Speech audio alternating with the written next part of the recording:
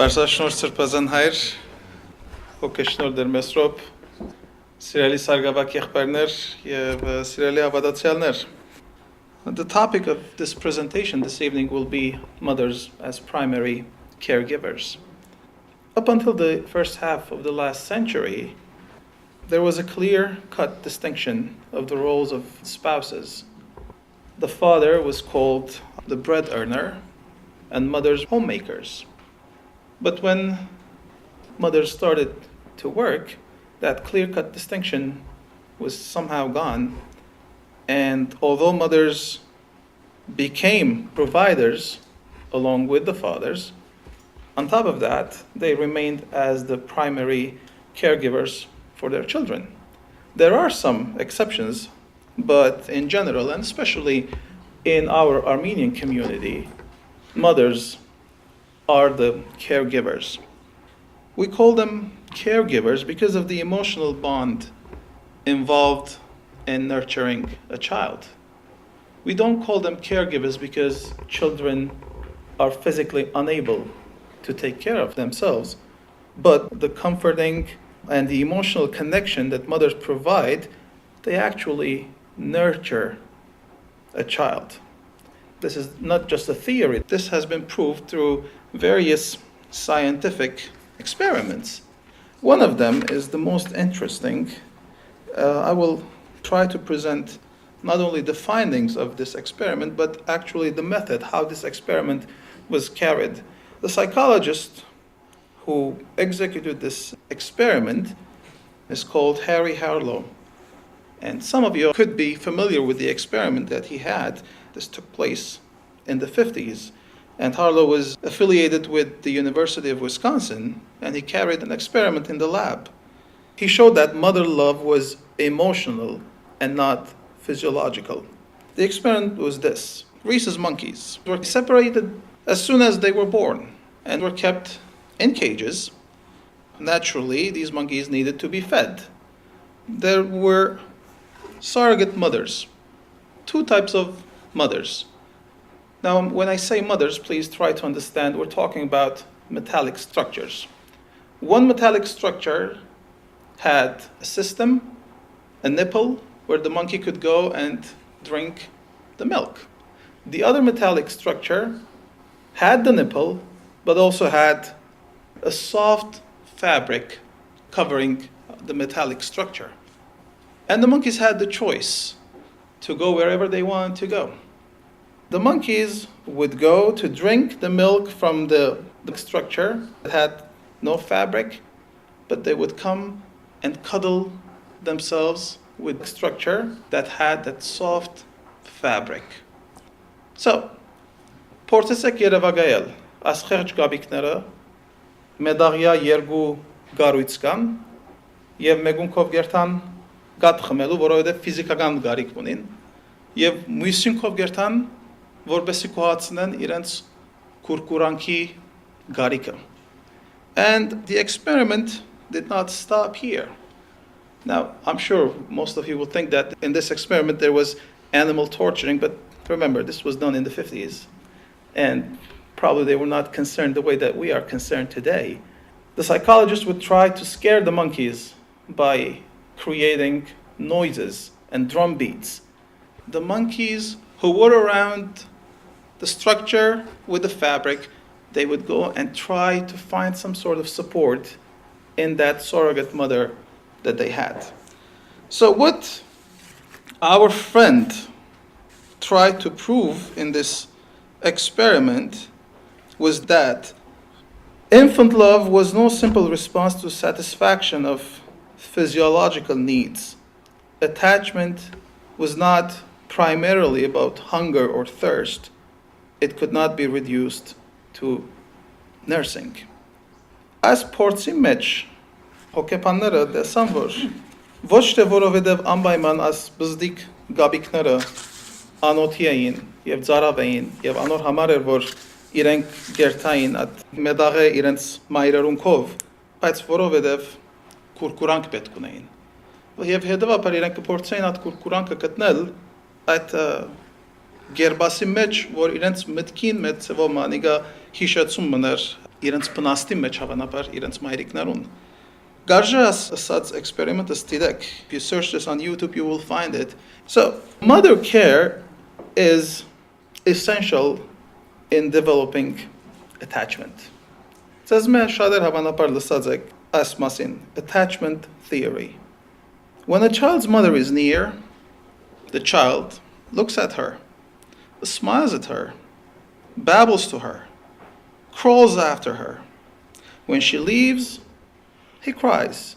When she comes back, he squeals with joy. When he is frightened or unhappy, he clings to her.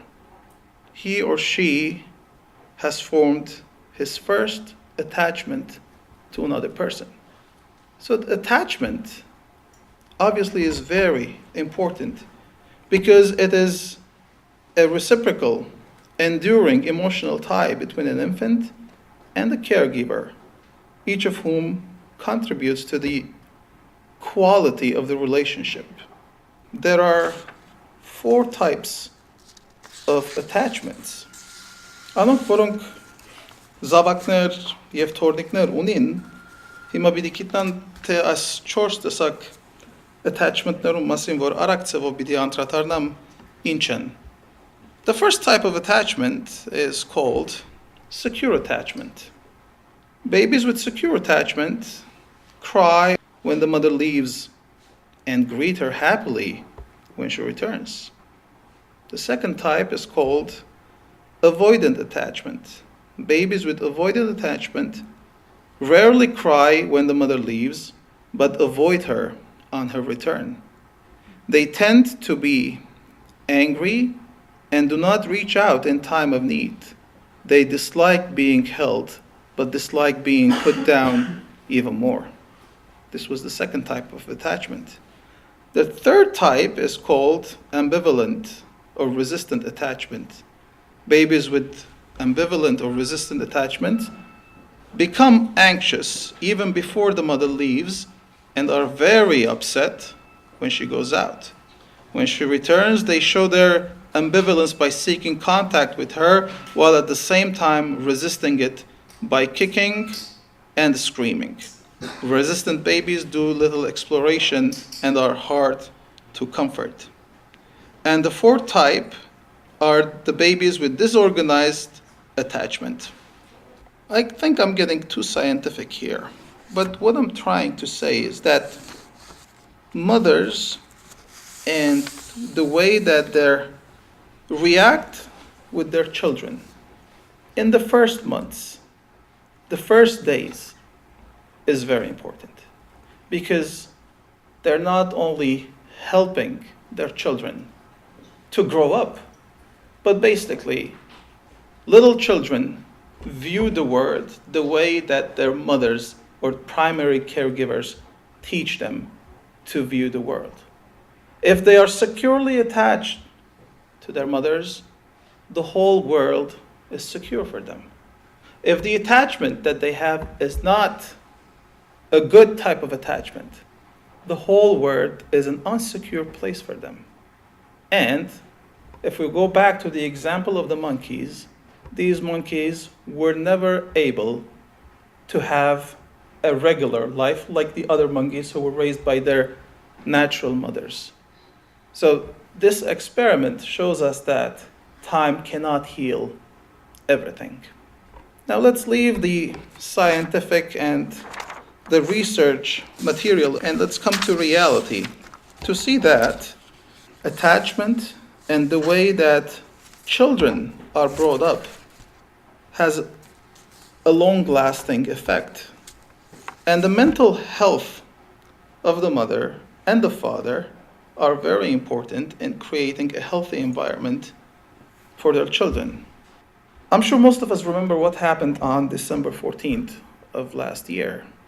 Sandy Hook, a day that we never can forget. 20-year-old Adam Lanza shot 20 children and 6 adults at the elementary school of Sandy Hook. He also shot Nancy, his mother. Now we can blame so many things. We can blame the fact that this young adult, 20 years old, was exposed to violence. We can blame the fact that there were too many guns available. But one thing that we have to very carefully consider is the fact that mental health was the biggest issue. Եթե աստուղուն մայրը առողջոլար, պիտի չցկեր, որ իրատ երեխան այդ տեսակ առանցին հիվանդ վիճակի մեջ մնա։ Մայր ըլլալը շատ դժվար բան է, դուք ինձ ավելի լավ գիտեք։ Motherhood is not a hobby. It's a calling. But it's something that is given to us by God. Not every time the culture supports children. Look around you. You will find examples of what I'm trying to say. When a woman bears a child, she is compromising her comfort. When a child is born, the mother is compromising or jeopardizing her time, her health, her beauty. Our culture, although we say that we like children, but sometimes that is not the case. I was traveling with my family. It was the first time that we were going with our son, and on the way from here to Paris, we were trying to put my son to sleep. And he was constantly crying because obviously he was too little, and it was the first time that he was on the plane. French lady who was sitting in the front row, she turned back and she said, "Could you please tell your child to stop crying?" But I said, it's okay. She is not a mother. She does not know what is she talking about. Children, for us, from a Christian perspective, are gifts given to us by God. That is the perfect definition that we have in our theology. We, as parents, have never done anything that would deserve a gift so precious that is given to us by God. And taking care of our children is a God-given responsibility. Our society does not help us to do that. If somebody wants to take proper care of their children, we need to compromise. And sometimes compromising is pricey. One of my professors once told, while my husband was making money and earning bread, I was taking care of the children.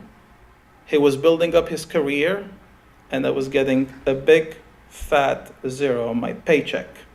And that will affect me on the long run. There are so many difficulties, but we have to consider one thing, that children are gifts from God. And if we look to our liturgy, to our Badarak, we will find a prayer that I always, in my mind, affiliate this with children. When we say, and